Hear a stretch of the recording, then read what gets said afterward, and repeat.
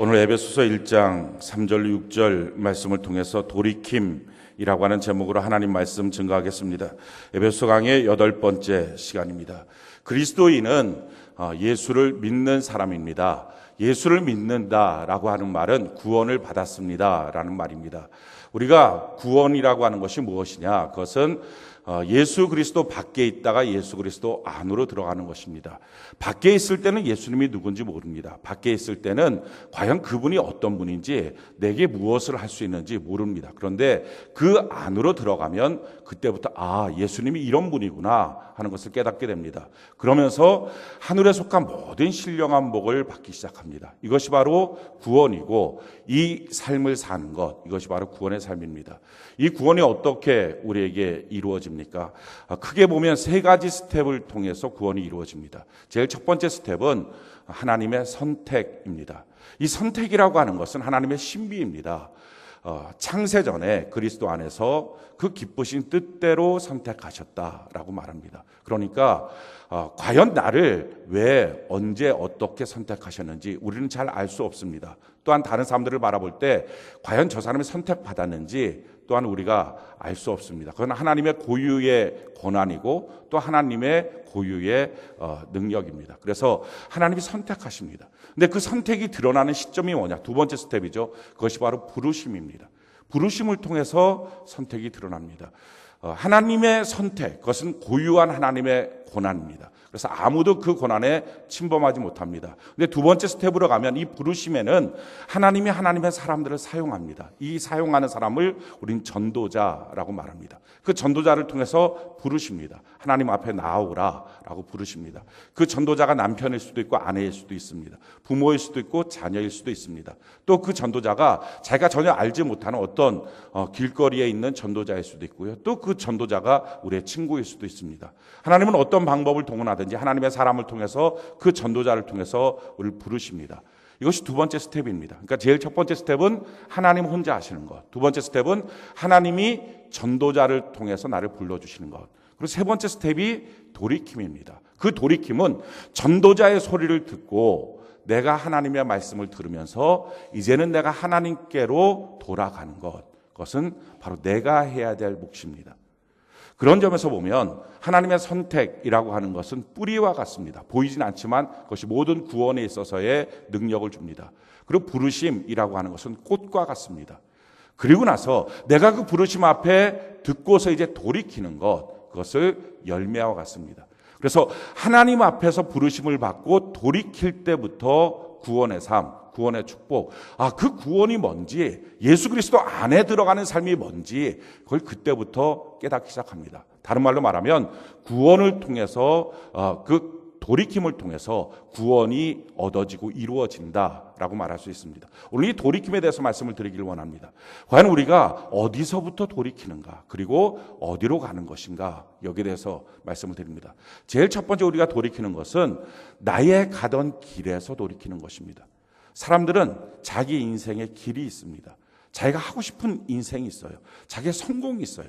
근데 거기서부터 부르심을 받았을 때에 돌이키는 것입니다. 성경이 이와 같이 말합니다. 히브리서 11장 8절에 보면 믿음으로 아브라함은 부르심을 받았을 때에 순종하여 장래의 유업으로 받을 땅에 나아갔으되 갈 바를 알지 못하고 나아갔으며, 자기 인생에 대한 갈 바를 압니다. 내가 어디로 살아야지. 그래서 자기 인생의 멘토도 있고요. 자기 인생의 모델도 있습니다. 자기보다 앞선 사람들도 있습니다. 그래서 그 길을 사람들은 달려갑니다. 그런데 하나님의 부르심을 받을 때 돌이킵니다. 그래서 이제는 내가 알던 길이 아니라 내가 알지 못하는 하나님이 나를 향하여 예비하신 길을 걸어가기 시작합니다.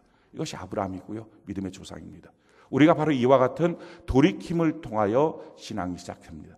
그래서 이 길을 걸어갈 때 우리가 조심조심 걸어갑니다. 하나님의 말씀이 무엇인지 우리가 다 알지 못하기 때문에 그 말씀을 들으면서 한 걸음 한 걸음 걸어갑니다. 근데 그 걸음을 걸어갈 때 하나님이 예비하신 복들을 우리가 누리게 된다는 것입니다. 성경이 이렇게 말합니다. 시편 128편 1절로 6절에 보면 여호와를 경외하며 그의 길을 걷는 자마다 복이 있도다.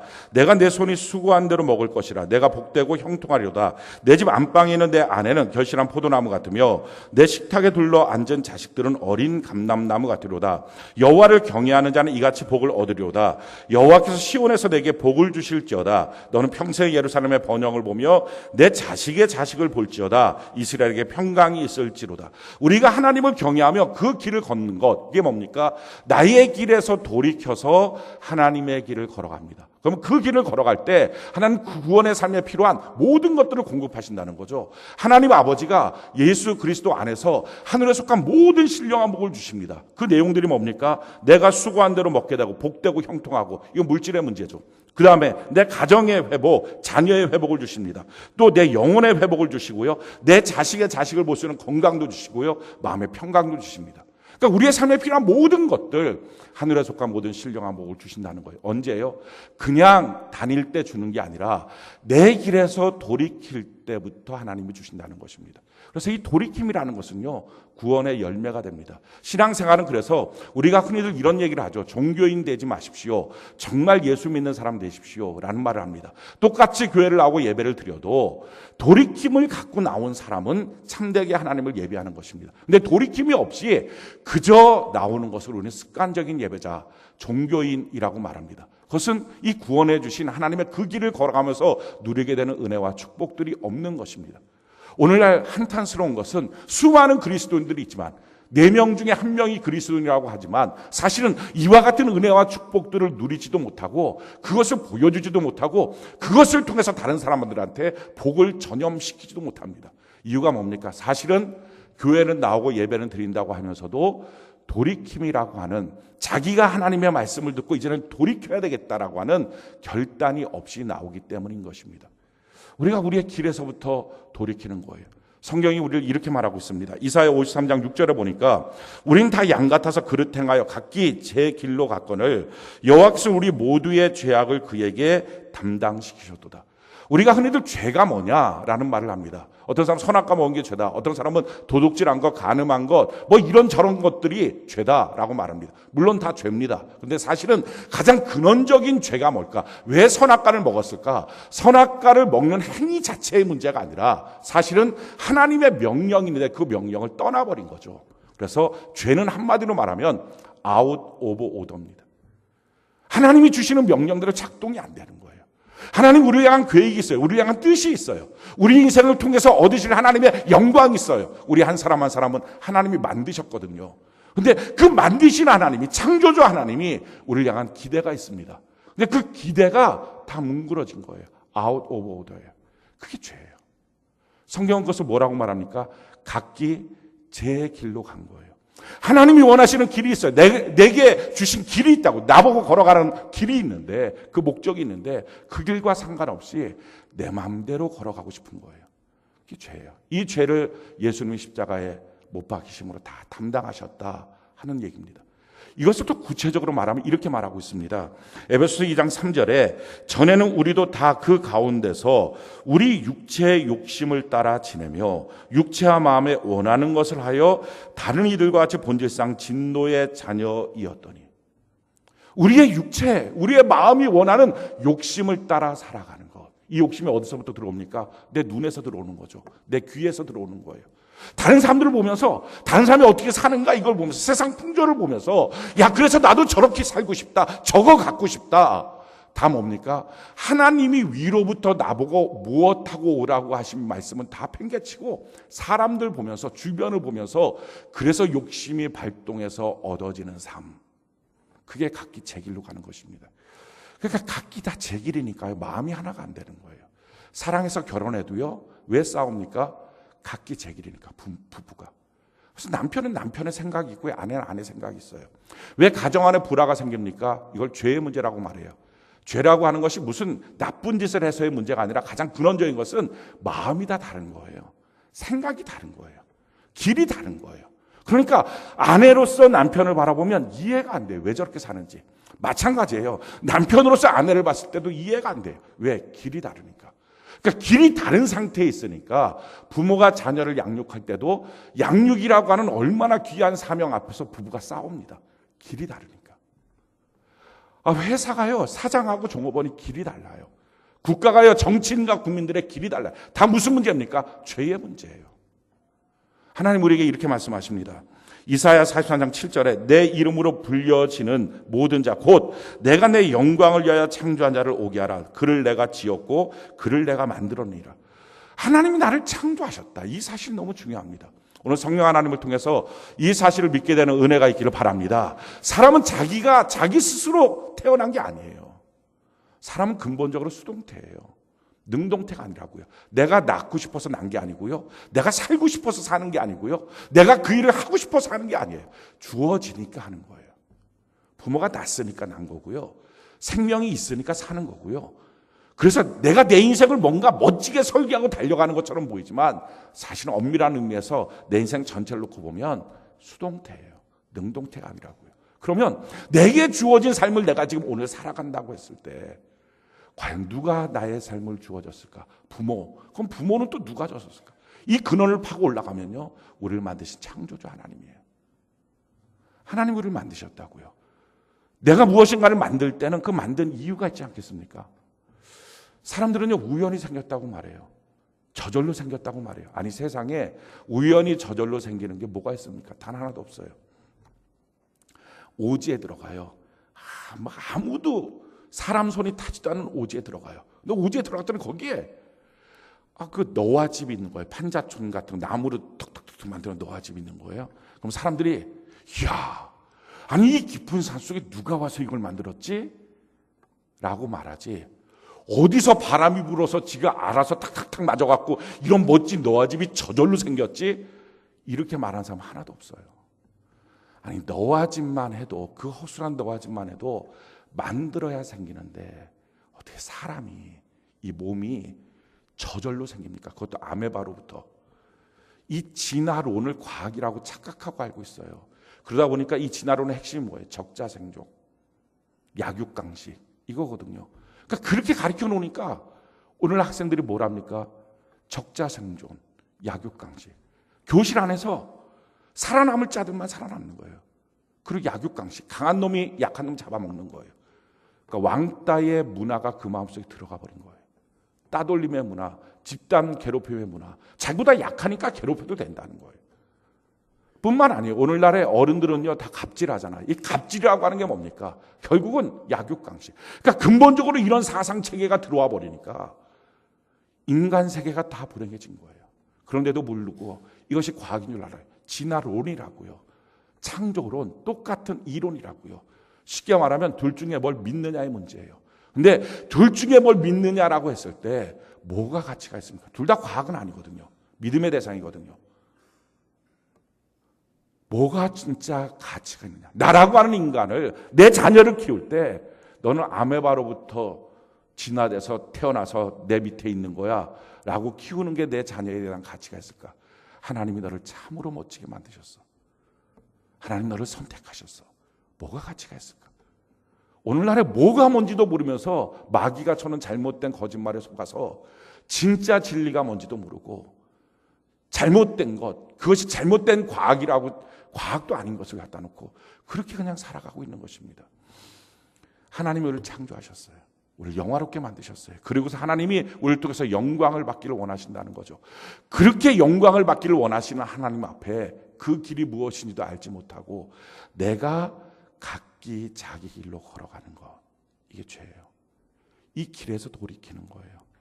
이게 하나님의 전도자를 통해서 우리를 부르신 겁니다. 너 그 길에서 돌이켜라. 그 길로 가는 것 아니다. 그 욕심을 따라 그 길로 가는 것이 행복을 주지 않는다 라고 하나님 말씀하시는 거예요. 그럼 우리가 돌이켜서 무엇을 어떻게 해야 됩니까? 성경이 이렇게 말합니다.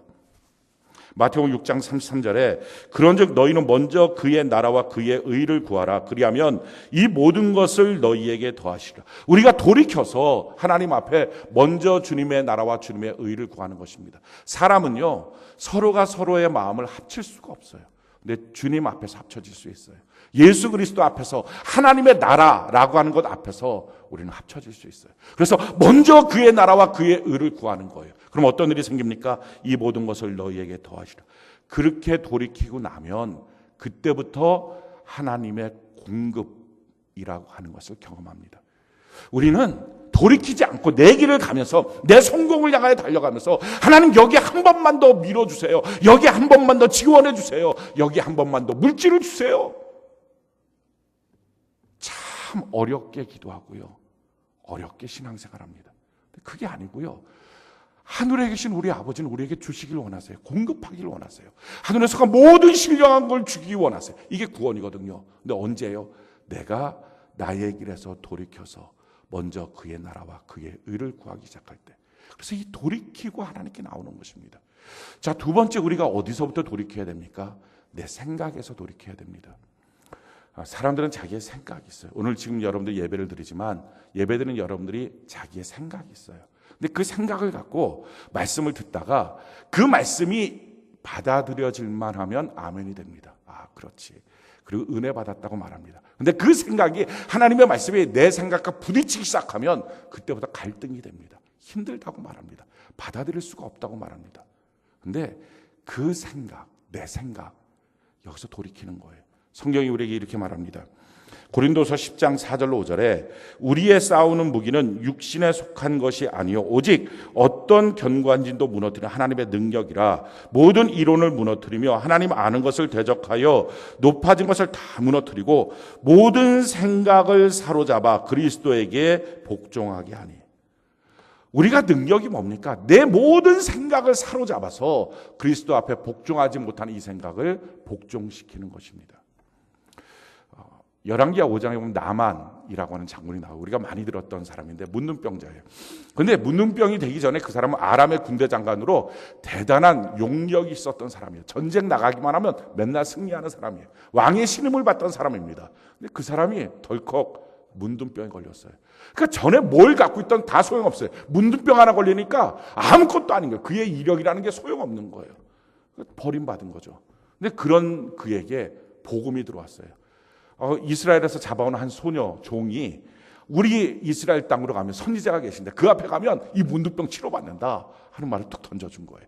그 말을 듣고 소망이 생기니까 뭐 여러 가지 재물을 싸갖고서 갔어요. 찾아갔어요. 그래서 엘리사 앞에 간 거예요. 그 선지자 앞에 가서 이제 문둥병 고치고 싶어서 다가온 거예요. 그랬더니 선지자가 뭐라고 하냐면은 열왕기하 5장 10절에 보니까 엘리사가 사자를 그에게 보내 이르되 너는 가서 요단강에 몸을 7번 씻으라 내 살이 회복되어 깨끗하리라 하는지라.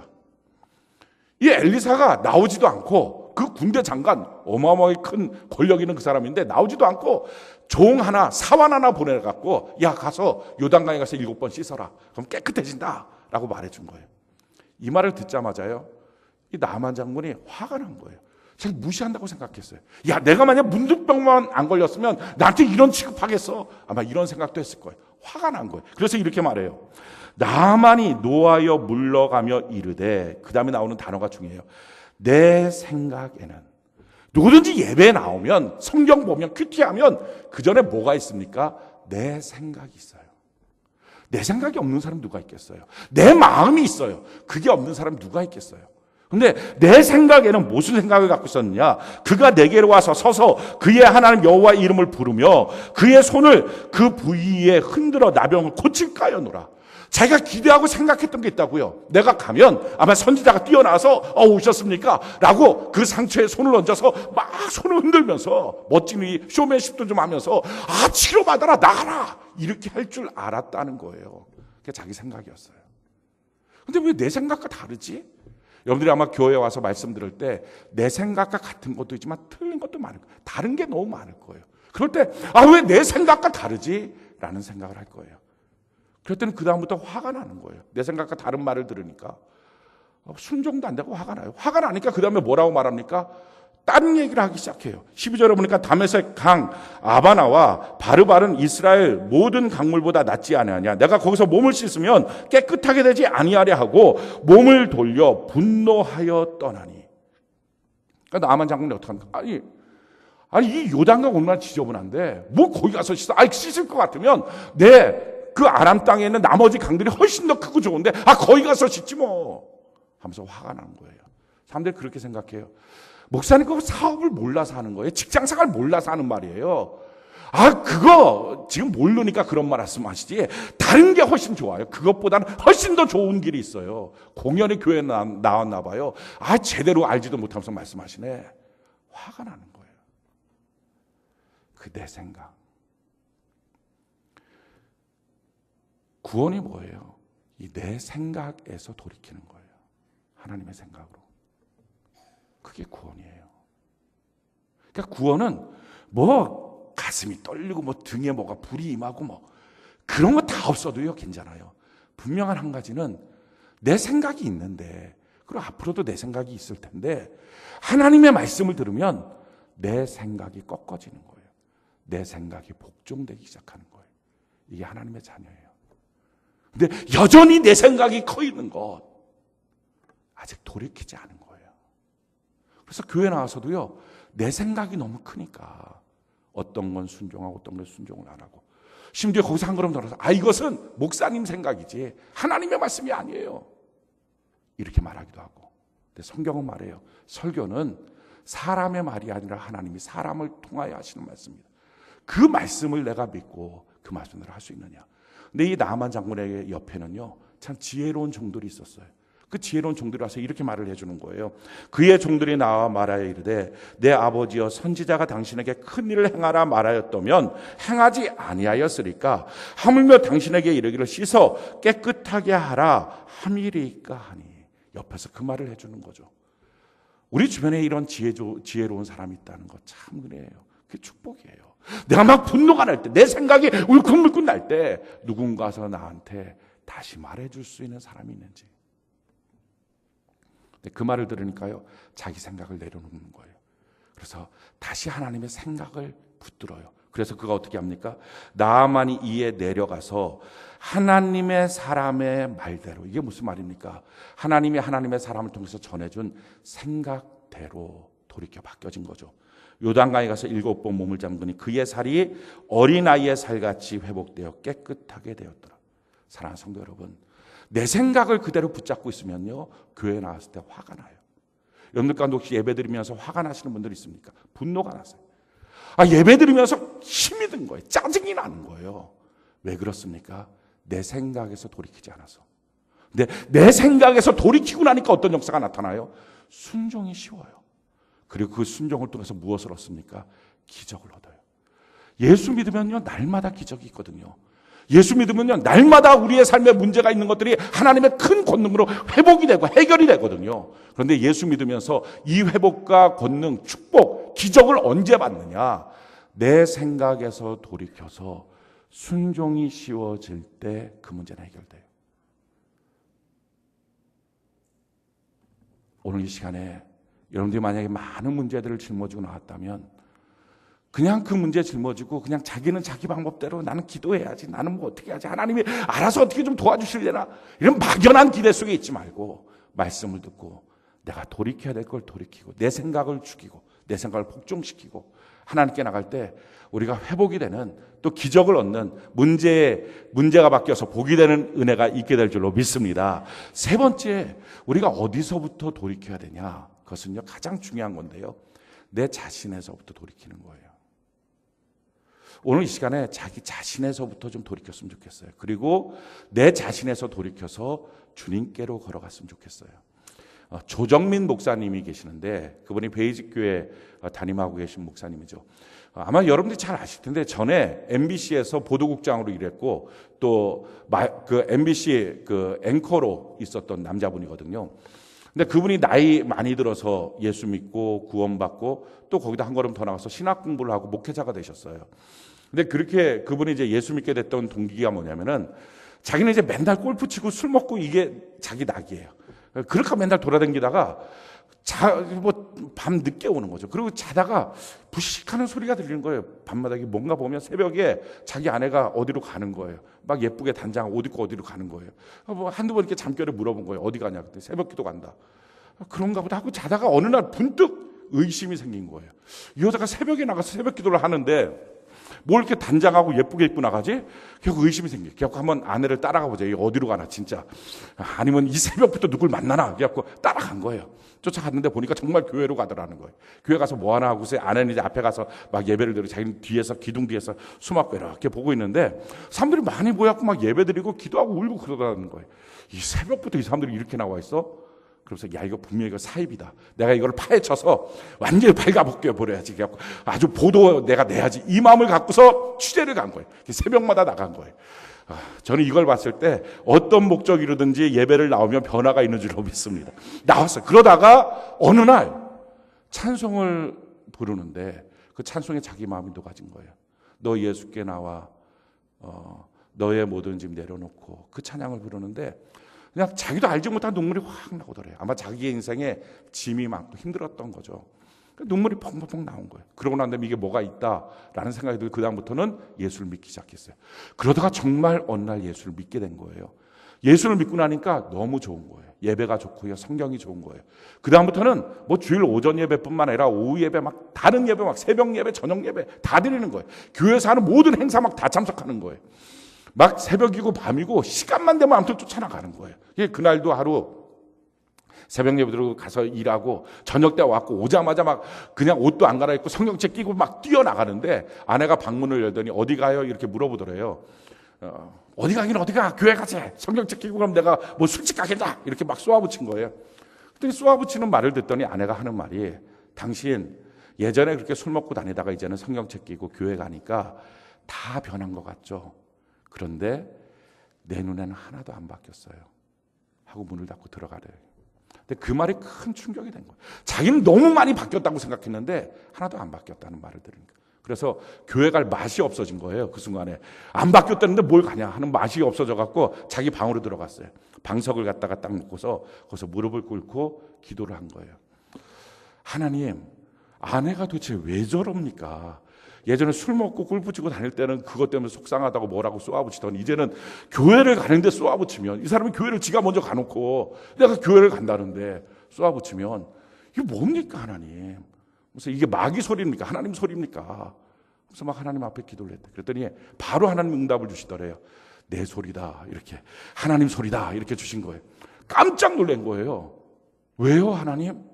너 마음을 들여다봐라. 성령으로 말미암아 자기의 마음을 보기 시작했대요. 깜짝 놀란 게 자기 마음에 자기만 있더래요. 예수 믿기 전에도 자기만 있었던 거예요. 이 사람은. 근데 예수 믿고 나서도 자기만 있는 거예요. 여전히 자기식, 자기 방식, 자기 고집. 예수 믿는 자기 마음속에 단 한 명도 들어와 있지 않더래요. 자기 아내도 없더래요. 자기 자녀도 없더래요. 아내를 보는 방식도 자기식으로. 전에는 술 먹던 식으로, 이제는 교회 다니는 성경식대로. 근데 그게 더 강하더래요. 더 악하고. 또 자기 자녀를 보는 식도. 예수님도 없더래요. 펑펑 울었대요. 그전에도 많이 울고 기도했는데 그때 정말 많이 울었대요. 그래서 하나님 이제 나를 버리고 주님께로 갑니다. 그러면서 하시는 말씀이 그때 저는 거듭났습니다 라고 말을 해요. 성경이 이렇게 우리에게 말하고 있습니다.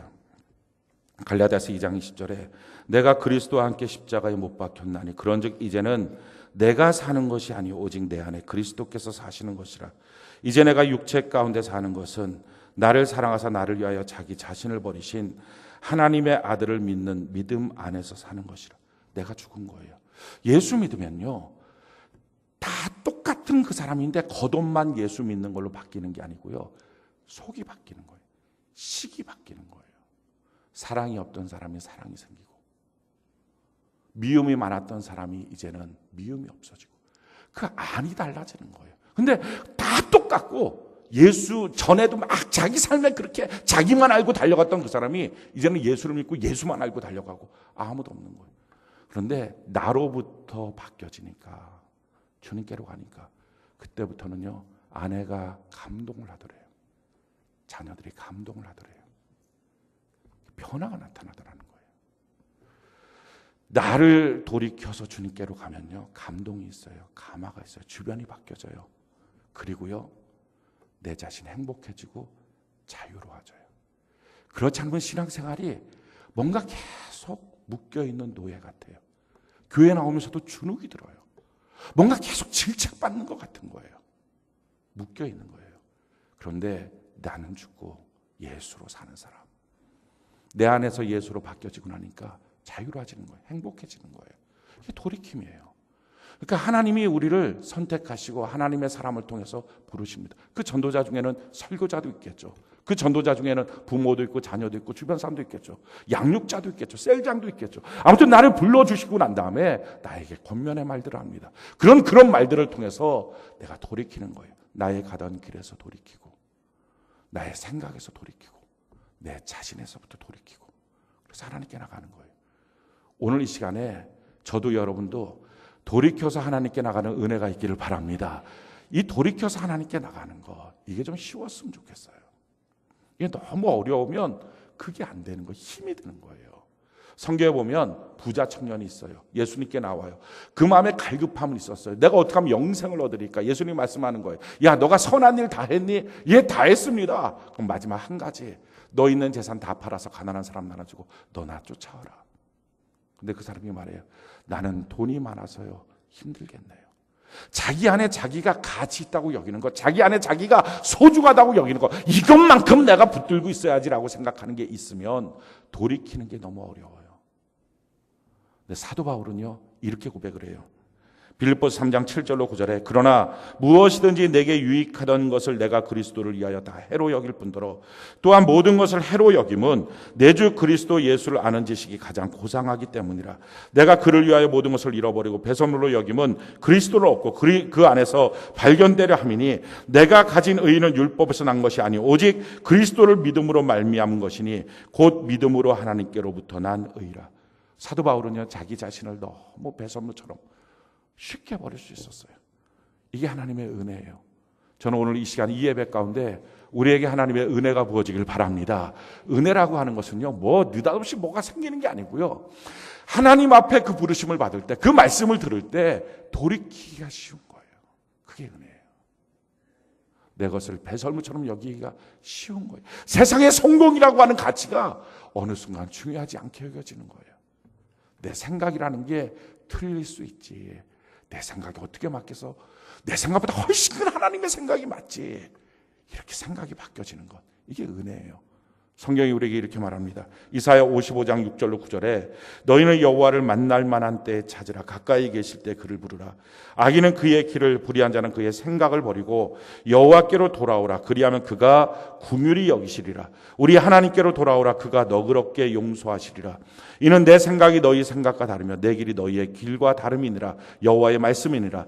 이는 하늘이 땅보다 높은 같이 내 길은 너희의 길보다 높으며 내 생각은 너희의 생각보다 높음이니라. 하나님의 생각은 내 생각보다 훨씬 높아요. 하나님의 길은 내 길보다 훨씬 높아요.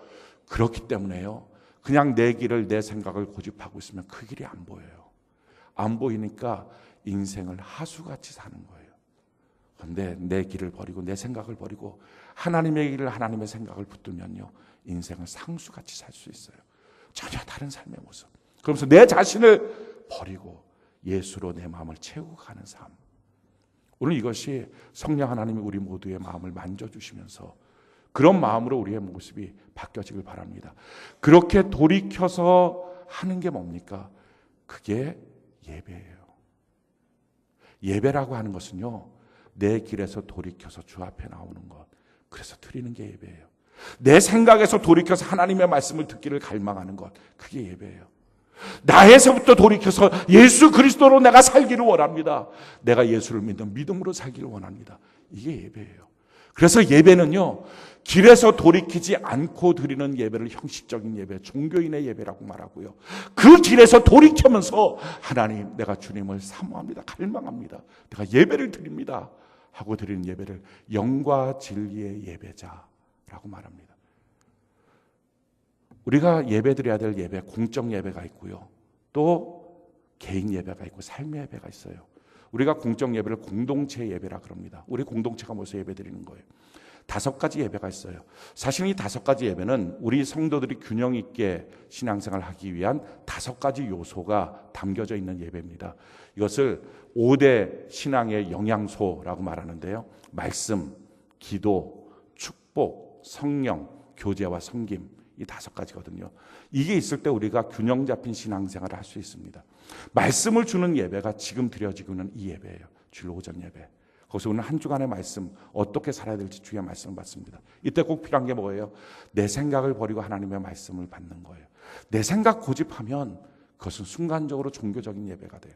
그냥 예배 시간에 참여했다 돌아갔다는 것뿐이지 아무 능력이 없어요. 근데 내 생각을 죽이고 하나님의 말씀을 내 마음에 품기 시작할 때부터 순종이 쉬워지고요, 변화가 나타나요. 두 번째 예배가 기도죠. 우리 기도라고 하는 이 요소를 얻는 예배가 새벽 예배입니다. 요즘에 우리 새벽 예배가 다시 회복이 되면서 얼마나 좋은지 몰라요. 성도들이 모여서 기도하는데 한 90% 새벽 예배를 드리는 성도들이 한 90%는 1시간씩 기도하는 것 같아요. 깊은 기도의 세계에 들어가고 있어요. 또 축복의 예배, 그것은 수요 축복 예배, 이름부터가 축복 예배죠. 이 수요 축복 예배의 핵심은 전세대 통합 예배거든요. 한 7주 지금 됐어요. 이 수요 축복 예배를 전세대 통합 예배를 드린 지가. 처음에 4주 동안에는 저도 정신없고 성도도 정신없고 이게 예배인지 독대기 시작인지 아주 모르고 막 정신이 하나도 없었어요. 근데 그렇게 예배를 드리다가 다시 예배를 어떻게 드릴까 점검을 하고 예배실을 우리 본당에서 다목적 홀로 옮기면서 드려진 지 지금 3주가 됐고 이제 앞으로 드려지는 예배가 이제 4주째 예배예요. 근데 이 3주 동안의 예배를 통해서 많은 변화가 있어요. 은혜를 사모하기 시작했고요. 많은 사람들이 수요 예배를 통해서 하나님의 은혜를 경험하기 시작했어요. 그러고 있는 과정 속에 한 가정이 회복의 역사가 나타났어요. 어저께 그런 간증을 하셨는데 그 가정에 갈등이 있었어요. 근데 사실은 그 갈등이 잠깐 있는 갈등이 아니고 깊이 있던 갈등이에요. 부모와 자녀, 부부끼리의 갈등이 다 있었던 거예요. 웬만한 가정들에게 나타나는 갈등들이죠. 그런데 이 갈등이 특별히 언제 확 터졌냐면은 이 고3 딸이 있었는데 진로 문제 때문에 갈등이 눈으로 보여진 거예요. 그러니까 부모랑 자녀랑이 마음이 안 닿는 거예요. 당연하겠죠. 각기 제 길이거든요. 근데 이 가정의 남편은 굉장히 가정적이에요. 그래갖고 어떻게 하면 이 가정이 하나가 될까? 그래서 자꾸 캠핑 가고 여행 가고. 남자가 생각하는 건 되게 단순해요. 어디 여행 가고 선물 주고 파티하면 여자 마음이 다 녹아져 버리고 그럼 이제 가정이 회복된다 이렇게 생각해요. 자녀들도 그럼 좋아한다. 근데 사실 그게 아니에요. 마음이 다른데 놀러 가면 뭐하고 몸만 피곤하고 갔다 오면 힘들기만 하고 그러니까 또 싸우고. 근데 남편 입장에서는 왜 싸우는지 모르고 그냥 또 당했다 생각 들고 이런 거거든요. 그러니까 막 그렇게 하고 있고 아내는 아내대로 힘들고 막 자녀는 자녀대로 힘들고. 근데 그러다가 이 아내가 먼저 예배가 회복됐어요. 은혜를 받기 시작했어요. 그러다가 이 큰딸이 지난주에 있었던 중고등부 캠프에 참여해서 또 영혼들이 다시 회복됐어요. 그리고 지난 수요일 날 예배 시간에 그 전세대 통합 예배 같이 딸이랑 같이 앉아 있다가 서로 끌어안고 펑펑 운 거예요. 그러면서 서로를 이해하기 시작한 거예요. 그럼 된 거예요. 자기 눈에 엄마가 보인 거예요. 자기 눈에 자기 딸이 보인 거예요. 대학이 아니고. 그래야 문제가 해결되거든요. 돈이 아니고 남편이 보여야 돼요. 그런 문제 해결되거든요. 근데 여전히 딴 게 보이니까 서로 갈등하고 해결이 안 되는 거예요. 서로의 말에 상처를 받고. 근데 딸이 보였어요. 엄마가 보였어요. 펑펑 울고 하나가 됐어요. 남편도 완전히 변화됐어요. 그래서 남편은 성숙하면서 이제는 가정을 향해서 이제는 우리 가정은 제사 없다. 추도 예배 드린다. 선포하고 완전히 바뀌었어요. 자기 형, 자기 동생 보고도 예수 믿더라. 너무 좋다. 그러고 지난 주일 월요일 날에는 새벽 예배를 전 가족이 아주 갓난제까지 끌어안고서 나온 거죠. 깜짝 놀랐어요. 이 가족이 무슨 일이 생겼나. 그렇게 하고 완전히 이 가정이 회복이 된 바뀐 거예요. 저는 기대가 돼요. 축복은 언제 옵니까? 형제가 연합하여 동거함이. 그렇게 연합하고 동거할 때요. 헐몬의 이슬이 내림같이 하나님의 복이 임해요. 싸우고 있는데 어떻게 복이 임해요? 갈등이 생기는데 서로 다른 마음인데 어떻게 복이 임해요? 복이 임하는 것은요, 치유가 되고 하나가 될 때부터거든요. 그 가정에 하나님의 복이 임할 거예요. 참 놀라운 기적들이 임할 겁니다. 근데 그게 어떻게 이루어져요? 축복 예배를 통해서 전 세대가 같이 통합하면서 서로가 서로를 이해하고 알아주고 바라보기 시작할 때, 부부간의 회복이 될 때. 그러면서 그분이 하신 말씀이 어저께 그 말씀 하시더라고요. 가정의 회복은요, 여행이 아니고 예배였던 걸 이제 알아요. 라고 말하는 거예요. 아마 여러분들이 여름에 여행 갔다 오시는 분들이 많았을 거예요. 70%는 와중에 가기 전에 갔다 와서 싸웁니다. 그 보탈하는지 저는 모르겠어요. 예배를 드리고 마음이 하나가 돼서 뭘 가든지 해야지. 갔다 오면 뭐가 됩니까? 다 단순해서 그래요. 이미 마음이 갈라져 있는데 이 갈라져 있는 마음, 이 각기 제기는요. 예배로 먼저 하나가 돼요. 이게 축복 예배예요. 이제 9월 1일부터 금요 성령 예배가 시작을 합니다. 참 기대가 돼요. 8시에 찬양하고 말씀 듣고 그리고 나서는 통성기도 합심해서 한 10분 정도 할 거예요. 저는 요즘에 기도하고 있는 내용이 이 기도 시간에 성령의 강권적인 역사가 일어났으면 좋겠어요. 막 성령의 은사가 임하고 병이 치료받고 하나님의 역사가 나타나고 성경에 있는 그런 기적들이 막 일어났으면 좋겠어요. 그렇게 하고 하나님 앞에 이 붕의 예배이기 때문에 예배 시간에 헌금 드리는 시간이 있을 거예요. 축도하고 그러고 나서 이어서는 계속 음악을 틀고 찬송을 틀고서 그렇게 깊은 통성 기도로 들어갈 것입니다. 이 개인 기도 시간에 깊이 하나님을 좀 만났으면 좋겠어요. 주의 음성을 좀 들었으면 좋겠어요. 체험이 없으면 자신이 없어요. 신앙생활에 체험이 없으면 강권적인 능력을 경험하지 못하면요, 권면에 자신감이 없어요. 당당함이 없어요. 그러니까 뭔가 마지막 순간에는요 꿀려요. 그러니까 꼭 하는 말이 예수 믿어라, 진짜 좋다, 막 그렇게. 야, 너 예수 만나봤냐?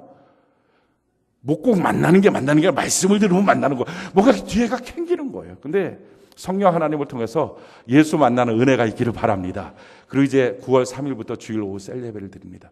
얼마나 귀한 예배 가운데 교제와 섬김이 있을까. 1시 반에 모여서 말씀을 나누고 세런들끼리 같이 기도하고, 그리고 3시부터 3시 30분까지 맡겨진 구역 청소하고, 그렇게 돌아가게 될 것입니다. 이런 교제와 섬김 있는 예배로 드려집니다. 사랑하는 성도 여러분, 우리가 하는 일이 뭐예요? 우리가 가던 길, 우리의 생각이 있어요.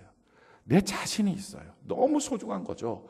그런데 이것이 돌이켜서 주님께로 나오는 것, 이게 구원에 이루어지는 순간이에요. 이때부터 하나님의 공급이 있고요, 기적이 있고요, 하나님의 인도가 있고요, 평강이 있고요, 회복이 있고 행복이 있어요. 그래서 내가 돌이킨다는 이 사실, 이게 성령의 감동 감화가 있어야 되지만 그 사실이 얼마나 귀한지 몰라요. 돌이키려고 오늘 우리의 마음을 바꿀 때부터 하나님이 새로운 마음을 우리에게 주시게 될 줄로 믿습니다. 그래서 그렇게 예배를 드리고 산 제사를 드리고 나서 뭘 합니까? 내 가정으로, 내 삶의 터전으로 들어가서 이제는 가정의 선교사로, 직장의 선교사로, 지역의 선교사로 그 땅을 바꾸는 거예요. 우리가 또다시 하나님의 보내심을 받은 전도자로 사는 거예요.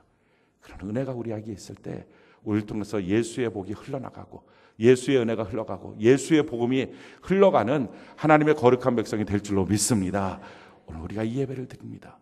이 예배가 저도 그렇고 여러분도 그렇고 한 사람도 빠짐없이 돌이켜서 예배를 드리면 내 마음에서, 내 길에서, 내 생각에서, 내 자신에서부터 돌이켜서 하나님을 만나는 그 예배 시간이 되어서, 주님, 내가 이 시간 만났다고, 내가 주님의 은혜를 받는다고, 내가 주의 말씀을 듣고 있다고 고백하는 이 시간이 되고, 평생의 예배가 그런 은혜가 있기를 예수님 이름으로 축원합니다.